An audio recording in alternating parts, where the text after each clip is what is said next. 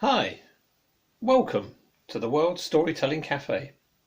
My name is Mark Fraser and I have been very kindly invited to the World Storytelling Cafe to tell you some stories.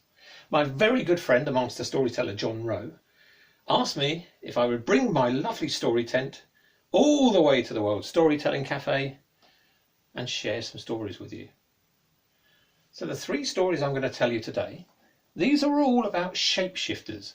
Now, shapeshifters are creatures that can change. They can change into other creatures. They can change into other objects. Sometimes they change on purpose. Other times they just cannot help it. So the first story I'm going to tell you is all about a very mischievous creature called the Pooka. Now, the Pooka is a shapeshifter. It can change into any creature you could name, anything you like. But it's very, very mischievous. What it likes to do is it likes to change himself into a marvellous, huge, magnificent black stallion. And what the Pooka will do is he'll wander around late at night outside pubs and inns, out in the countryside, and he'll wait.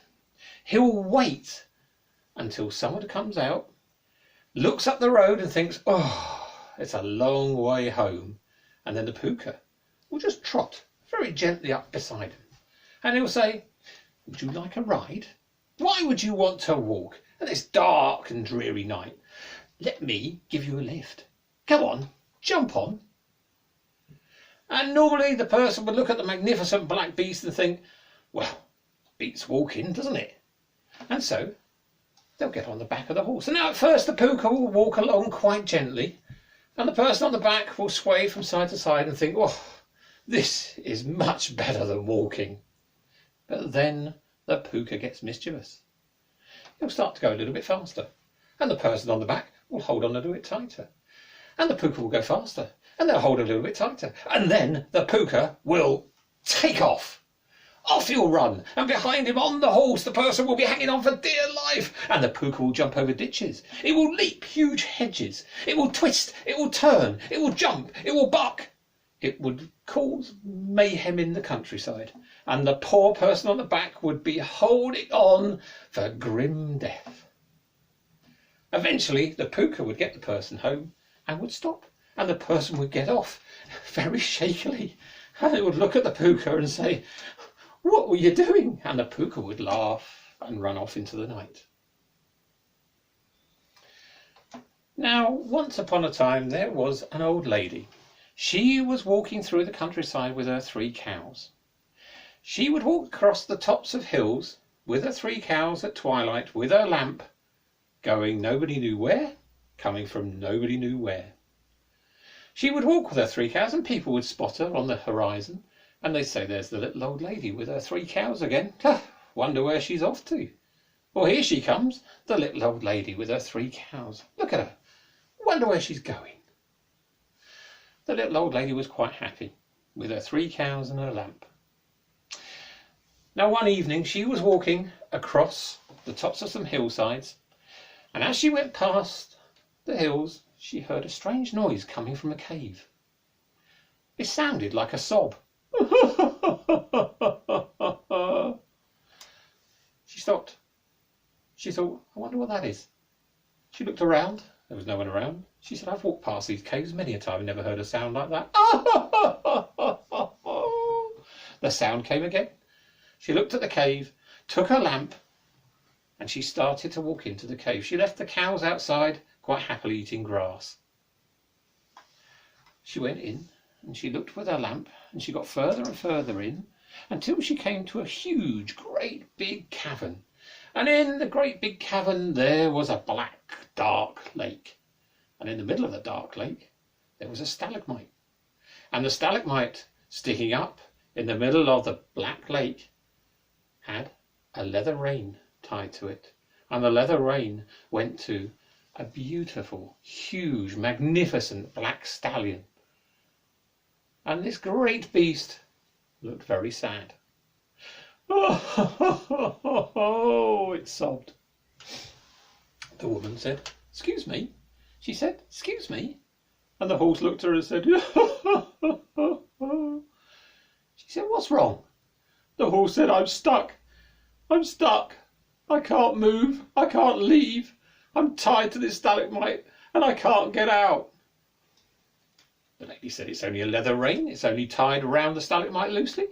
Why don't you just pull away and come out? I can't, said the horse. I've been cursed. Oh, said the little old lady. And how have you been cursed, and who have you been cursed by? The horse looked very embarrassed. He looked at the little old lady and said, I've been cursed by the devil. Really? She said, and why is that? He said, because I'm the Pooka. And I was wandering around last night, and I found a gentleman walking up the side of the road as it was getting dark, and I offered him a lift. My intention was just to take him for a wild ride, but as soon as he got on, he stuck the most horrible spurs right in my side. And as I took off, he stuck them in even harder and I had to slow down. Eventually I had to do everything he wanted me to. I couldn't do anything I wanted. And then he brought me here and he tied me to this stalagmite, and no matter how hard I pull, I can't loosen it. And I'm stuck in this shape. I can't change from this horse shape. Otherwise I'd be gone by now. Said the little old lady. Well, far be it from me to want to rescue a mischievous creature like you. However, I've got no time for the devil. So, this once, I will help you out. She waded into the middle of the Black Lake, and she got to the stalagmite, and she unwound the leather cord, and she let the Pooka go.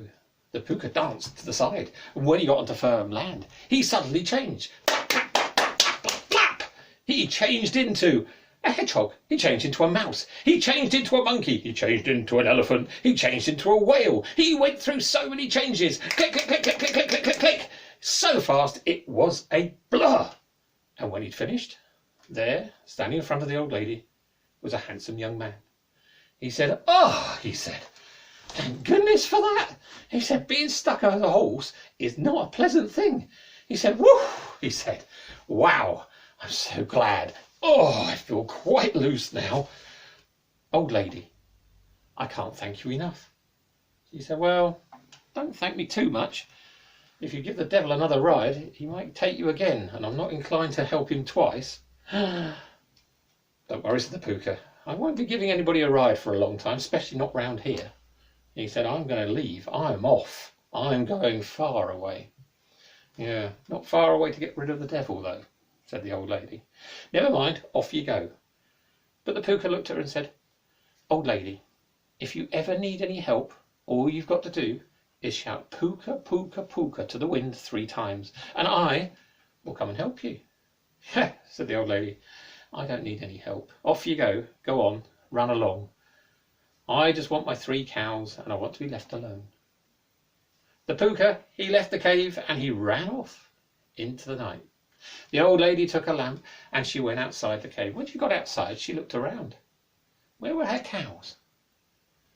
She couldn't see them. She thought, they're not inclined to walk away. Normally they just wait for me quite patiently whenever I have to do something. Where have they gone? She got a bit worried. She looked at the floor and she held her lamp to the floor, and there she saw some hoof prints, and they led off. She thought they wandered. So she started to follow the hoof prints, and she went down the hill into a small village, through the small village to the far end, and there the hoof prints went through a gate into a farm. Well, she stopped at the gate. She knocked on the gate.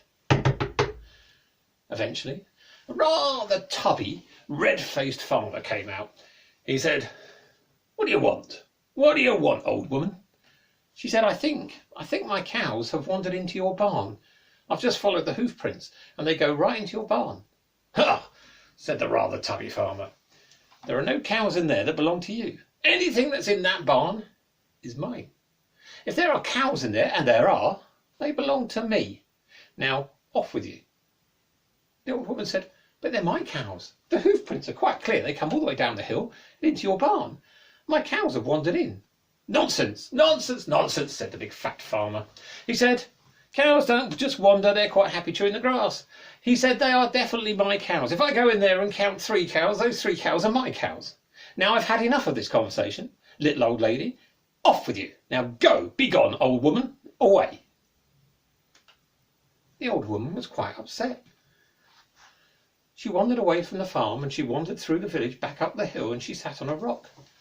She thought, my cows, they're my cows. And she felt very sad indeed. She thought, what am I going to do? I have no milk, I have no butter, I have no cheese, I don't have my cows. She was so sad, for a moment she almost felt like crying. But then she remembered the last time she heard sobbing was the Pooka. She thought, I wonder if he can help me. She faced the wind and she said 3 times, Pooka, Pooka, Pooka. Nothing happened for a couple of seconds. And then there was a sound of rushing wind. And suddenly in front of her came, as fast as you could see, a little hare. And it stopped in front of her. It clicked. And it changed.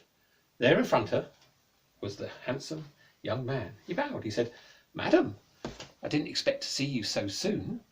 Do you need my help? The old lady said, I think I do. When I came out of the cave, my cows had gone. When I followed the hoofs, they'd gone into a farm down at the end of that village. And the farmer is telling me they're his cows and he won't give them back. They're the only thing I own apart from this lamp. I'd like my cows back. Ha! Said the Pooka. Let me think. And he thought for a while. He said, I have it. He said, tomorrow morning, he said, I will help you get your cows back. This could be a bit of fun. The very next morning the Pooka came back and he stood before the little old lady and he said, right, let's get your cows back. And he held up his hands and he took hold of one finger and he pulled it off. Right, he said, holding up the finger. Here we go. And he dropped it to the floor. As soon as he dropped it to the floor, it changed. It withered and wiggled and changed into a magnificent cockerel. He picked it up and then he clicked his fingers. And the Pooka himself changed into a young, rather spotty young boy. The old lady said, ooh, she said, that's quite clever. She said, but I don't want you hurting yourself. Not for me. The Pooka said, don't worry about it. Don't worry about it at all. This will be a bit of fun. And as the young boy, he took the cockerel down the hill through the village, and when he got to the farm at the end, he went to the farm gate and he coughed. Very shortly, out of the barn came the rather fat farmer. He looked at the boy, and the boy put the cockerel on the floor, and he said, turn around, and the cockerel turned around. He said, jump on the wall, and the cockerel jumped on the wall. He said, run up and down, and the cockerel ran up and down the wall. He said, come here, stand on my shoulder, and the cockerel came to him and hopped on his shoulder and stood looking at the farmer. The farmer said, well, that is a very clever cockerel you've got there, young man. He said, where'd you get that? And the young boy said, oh, I got him at the market. My mother sent me in to get a cow, but I couldn't afford a cow, so I've got this cockerel. I'm hoping that when I get back she's going to be happy. Don't think she is. Really? Said the farmer. That's a very rare cockerel you've got there. Will it do everything you want it to do? Everything, said the young boy. He said, if you throw all the corn on the floor and you want one piece of corn picked up, that cockerel will find it within seconds. If you want the hay separated, that cockerel, if you just tell it, will separate all the hay for you. Really, said the farmer. Could be worth something, that cockerel. Well, I don't know, said the young boy. As I say, couldn't afford a cow. This is all I could get. The farmer thought for a while and he said, I'll tell you what, young man. He said, I don't want your mother to be angry with you. He said, I've got a cow in there. He said, I'll swap it for this cockerel. I know I'm doing you a favour, but I will swap it for this cockerel, just for you. The young boy said, would you? That's very kind. And so the farmer went into the barn. He came out. Behind him was a cow. He handed the rein of the cow to the young boy, and then he took the cockerel. He said to the cockerel, run to the chicken coop. And the cockerel jumped off his hand and ran to the chicken coop. Oh, marvellous, said the farmer. And the young boy said, thank you, sir. And he walked off. The young boy with the cow walked all the way through the village up to the hill until he got to the old lady. And then he changed into the handsome young man. He said, there you go, madam. 1 cow. The old lady said, well, thank you. It's very kind. said, but I have 3. I know, I know, said the Pooka. Don't worry, I'm going to have some fun with this. So wait till tomorrow morning. And so the very next morning, the Pooka came back again. He said, Madam, how are you? She said, I'm fine with my 1 cow. Can't wait for the other 2. Don't worry about it, said the Pooka. Leave it to me. And he held up his hands and he plucked another finger right off. He held it up and dropped it to the floor. Immediately it changed. It was 2 magnificent sheep with golden fleeces. He said, there. He said, no farmer's going to turn this one down. And then he clicked. And he changed himself into a very young girl. He said, Madam, I'll go and get your cow for you. And he went down the hill through the village to the farm at the end with his 2 sheep with golden fleeces. And when he got to the farm, he coughed gently. The farmer came out of the barn with a load of eggs in his hand. He said, that cockerel's great at finding the eggs. He looked at the girl, then he looked at the 2 sheep and his eyes went wide. He said, where did you get those sheep from? Oh, said the young girl. She said, I went to market and she said I was meant to buy a cow, but I fell in love with these golden sheep. But my dad's going to be really angry with me. He's going to beat me probably for getting the wrong thing. But look at them, they're beautiful. The farmer said, really, beat you? That's terrible. No one should be beaten. He said, man can make a lot of money out of golden sheep. He said, my dear, he said, don't worry about it. He said, leave it to me. I will get you a cow and we'll swap them over and then you won't get beaten. Is that all right? And the young girl said, yeah, thinking about it. Righty-ho, said the farmer. And he went into the barn. He came out, pulling a cow behind him. And he said, there, dear, holding the rein over. He said, I'll take the sheep off your hands. Thank you, said the young girl. She went back through the village and up the hill, and the farmer returned to his barn looking at the sheep thinking, I'm going to make a fortune out of golden wool. Look at this. And so the young girl got back to the old lady.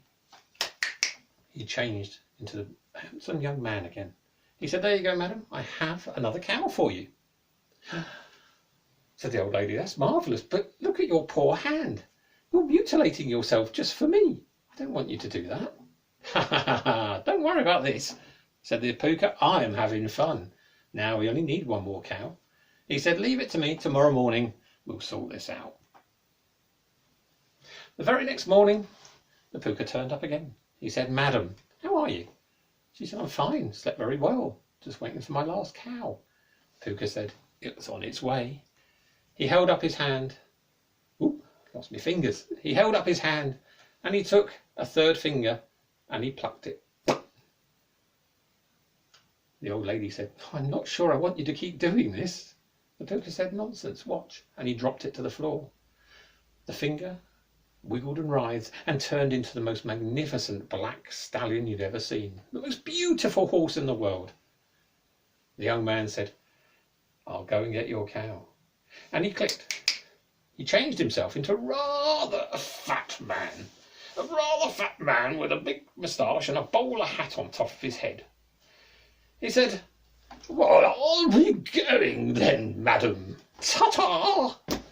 And he rode the black horse down the hill, through the village, to the end, to the farm. And when he got there, he coughed loudly. The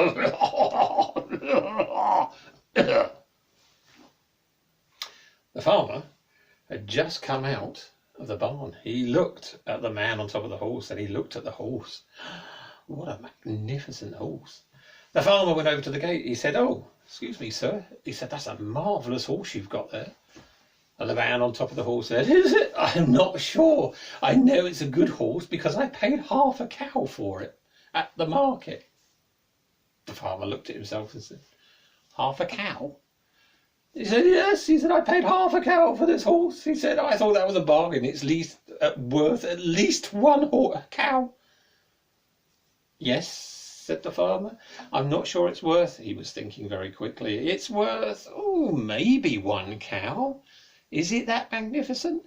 And the man on the horse said, of course it is. Look at it. It's the most magnificent horse in the world. And I've paid half a cow for it. Ha ha! He said, He said, anybody would give me a cow for it, I'd bite their arm off. The farmer said, really? Well, normally I wouldn't just buy any old horse. It's not a bad horse. He said, I wouldn't mind it. He said, I'll tell you what. He said, I'll give you a cow for that horse. Go on, he said, I'm doing myself no favours. I'll buy that horse off you for a cow, a whole cow. The man said, really? Well, I can't believe my luck today. First of all, I get this magnificent horse for half a cow, and then you're going to give me a cow for it. What a profit. Oh, he said, no wonder I'm a banker. No wonder I am making so much money. And he got off the horse, and the farmer went into the barn, came out with a cow, and gave the reins to the man. The man said, okay, cheerio, you fool, a whole cow for that horse. And he went back through the village up the hill. The farmer went back into his barn with a magnificent horse. He said, what an idiot.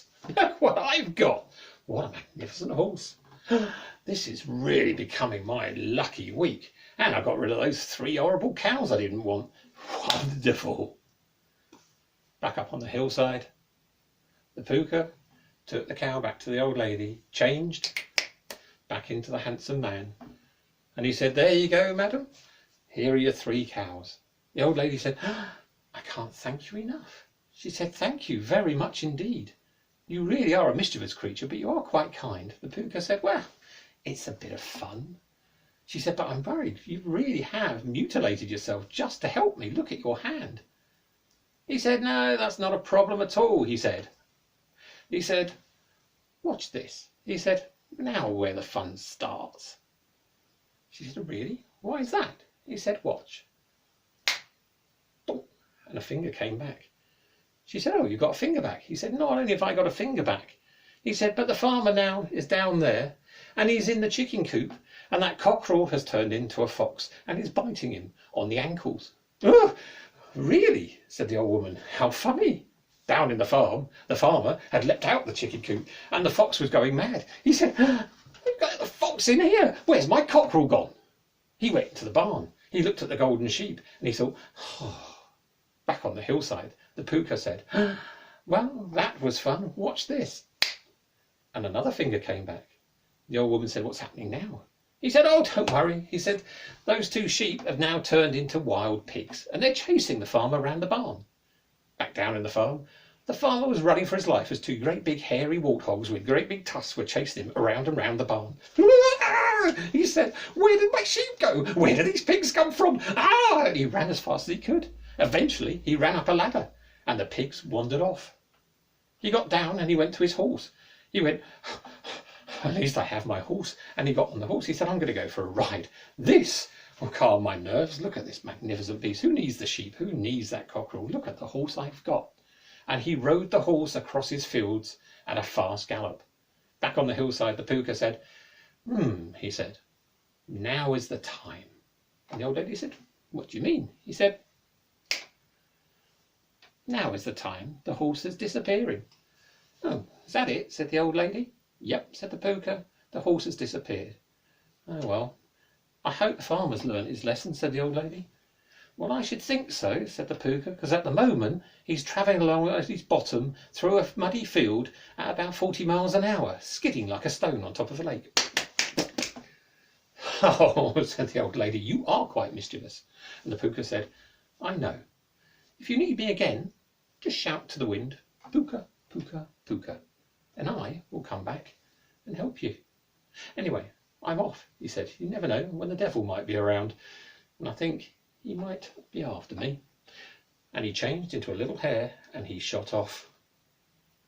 The little old lady, she took her 3 cows and she continued her walk across the hilltops, and at night she can sometimes still be seen. If you should be walking along in the dark in the countryside and you see a black stallion, I wouldn't recommend getting on it. And that is my first story. That is the story of the Pooka. That was a shapeshifter that chose to change. I'm going to tell you an old traditional story now. This story I heard many, many, many years ago. It is over 500 years old, which is even older than some of the storytellers you could see at the World Storytelling Cafe, but only just. This story originally came from Scotland, and it's called Tam Lin. Now, Tam, which is Scottish for Tom, is a story of shape-shifting when maybe you didn't want to. Once upon a time, in a huge castle on top of a hill, there lived a beautiful young lady. She would look out of her window across the valley, over the trees to a hillside, and on the other side of the hills there was a magnificent house. Now she knew that her father had bought that house 7 years ago, but no one lived in it. There were strange stories about the house on the hill opposite. Some people said it was haunted. Some people said there was a mysterious spirit there, but nobody really knew for sure. The young lady from her window could see it quite clearly, and she was quite interested in it. She thought, I wonder if these stories are true. I think I'll find out. So one day, when it was quiet, she left the huge castle. She ran down the hill, through the forest, up the other side, until she got to the magnificent house. And when she looked all around the house, she saw there were flowers growing everywhere. She thought, what beautiful flowers. My father didn't tell me there were beautiful flowers in his house across the valley. They are nice. She said, I think I'll pick one. And she did. She picked a flower. And when she picked it, the strangest thing happened. Immediately beside the flower, a young man appeared. And he said, excuse me, stop picking my flowers. The young girl said, they're not your flowers. They're my father's flowers. He owns this house, and if I want to pick flowers, I will. And she picked the next flower. Plop. The young man laughed. He said, excuse me, stop picking my flowers. Pack it in. She said, I will not, but she laughed. And the young man laughed too. Eventually, they started chatting and laughing together. And they laughed and chatted all the way through the afternoon, into the early evening, forgetting what the time was. And the sun started to go down, and as the last sight of the sun dipped behind the hills and the moon started to come up, the young man suddenly disappeared. The young girl looked around. Where have you gone? Where have you gone? She said. She couldn't believe it. He'd completely disappeared, and it was now getting dark, and she was getting a bit worried. So she thought, I'm going home. She ran down the hill from the big house, through the trees, up the other side, until she got to the big castle. And when she got to the big castle, she thought, I'm going to go and ask my father about this. She went into the big hall, and her father was sat in a great big chair.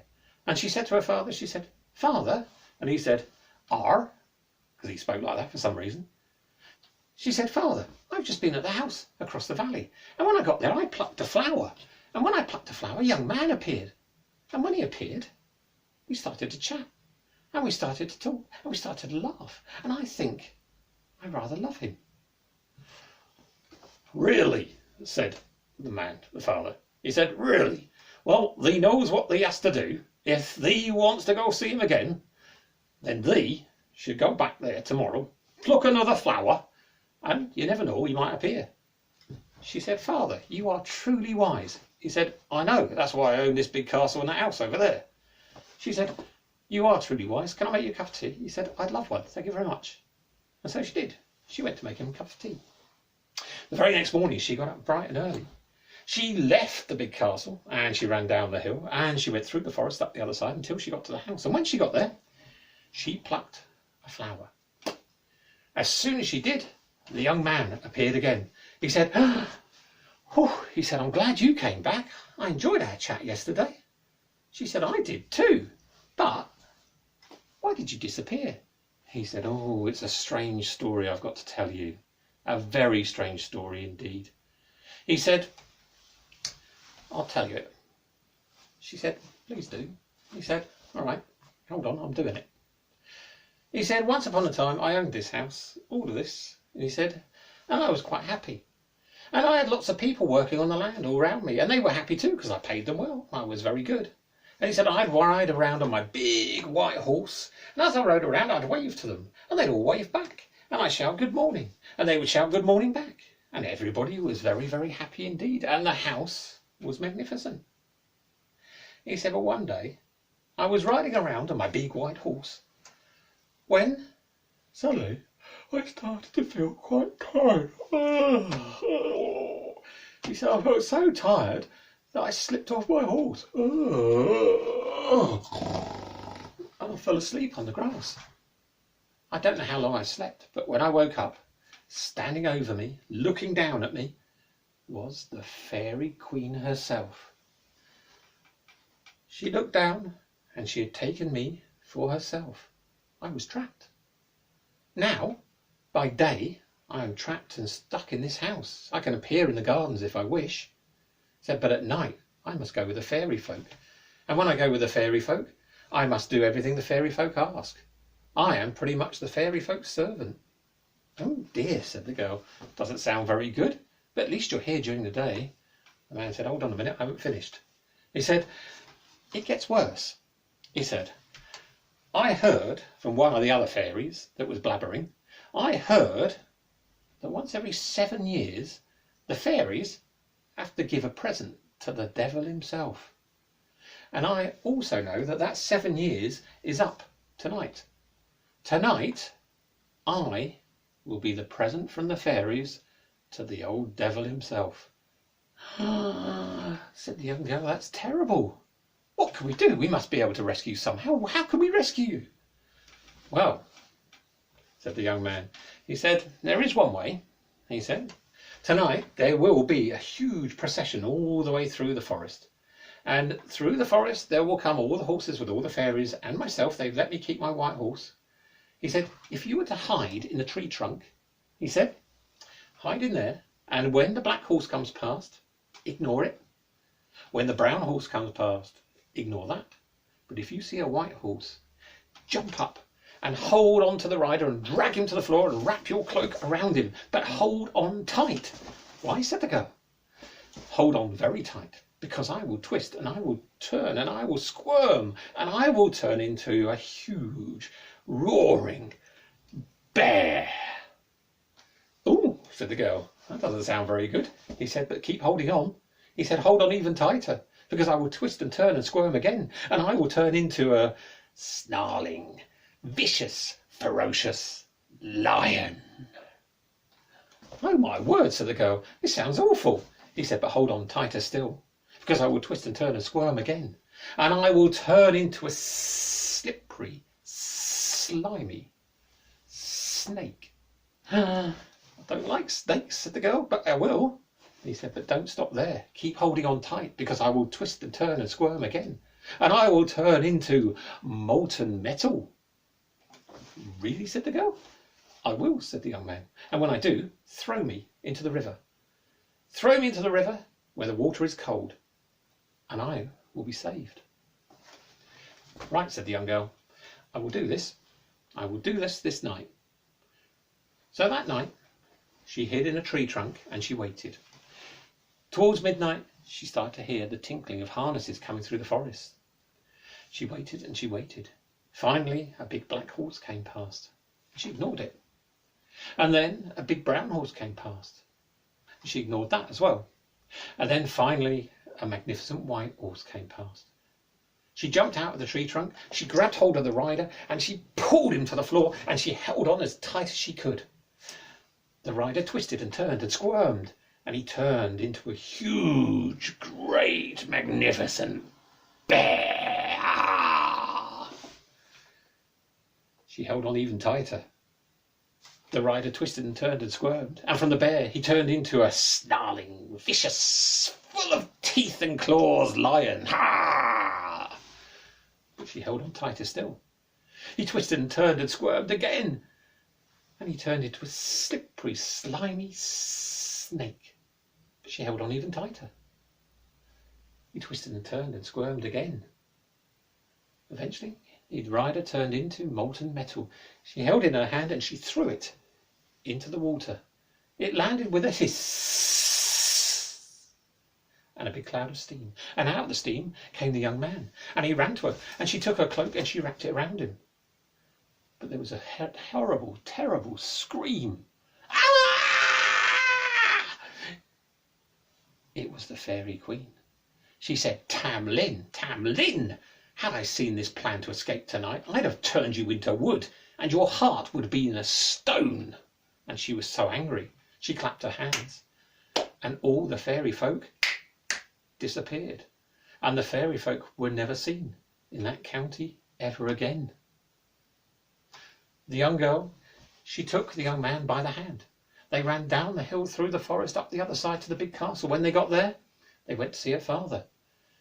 They told him the story, and the father said, "Well," he said, "well, it sounds to me like they are very much in love. Therefore," he said, "you should get married and you can live in that magnificent house over there, because it is mine and now it is yours." And they did. And they lived happily ever after. And that is the story of how love will set you free. That is the story of Tam Lin.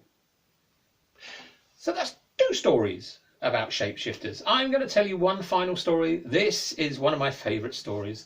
This is a story about shapeshifting when you can't help it at all. Now this is a story about imps. Now when I normally ask people what is an imp, one lady once said to me, "It's a 10-year-old boy. Once you get a case of them, you can't get rid of them." And she's quite right. This is a story about imps. Once upon a time, there was a young lady, and she lived at the end of the town, just by the forest, in a very small house with a very small garden. And she was very, very poor indeed. So poor that she had to do all the washing for the whole town. People would bring all their clothes, their underpants, their socks and all their vests to her, and she would clean them, and they would come and collect them.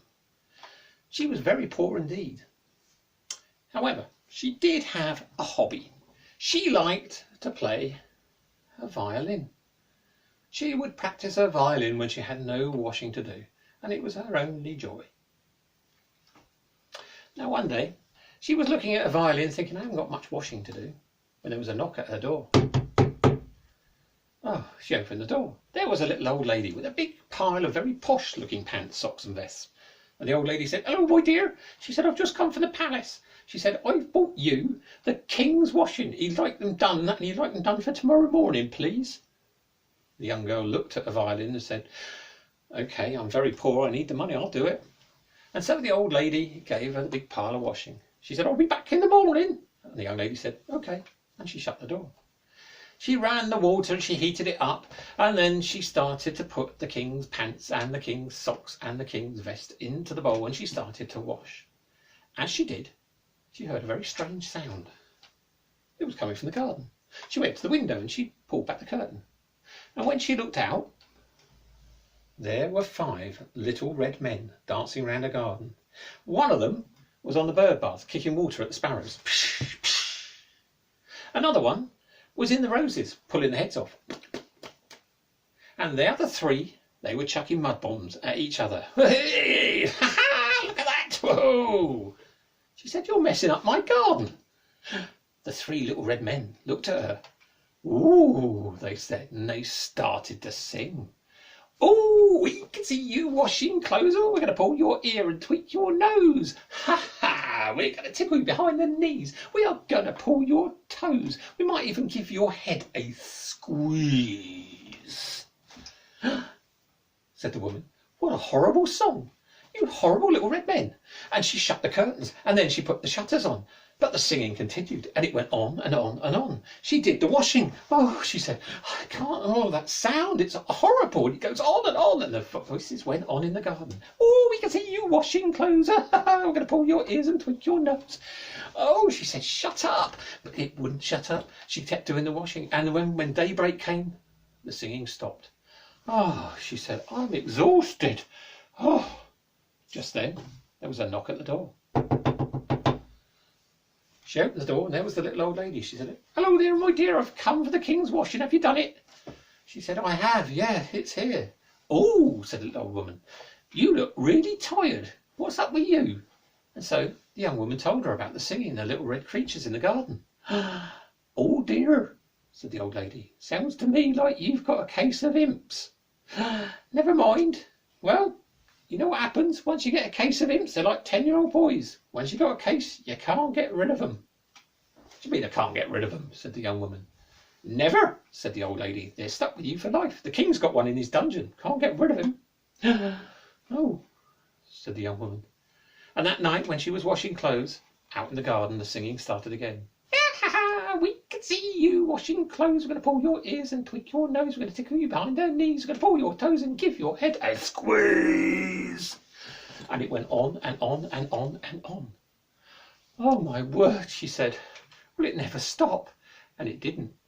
It went on every night for 5 nights. She was exhausted. On the 5th night, she looked at her washing and she didn't have any. Oh, she said, at least I can play my violin. At least it might drown out the sound of that horrible singing. Ooh, we can see you washing clothes. She picked up a violin and she started to play. As she played it, the singing stopped. She stopped. The singing started. Oh, she played again and it stopped.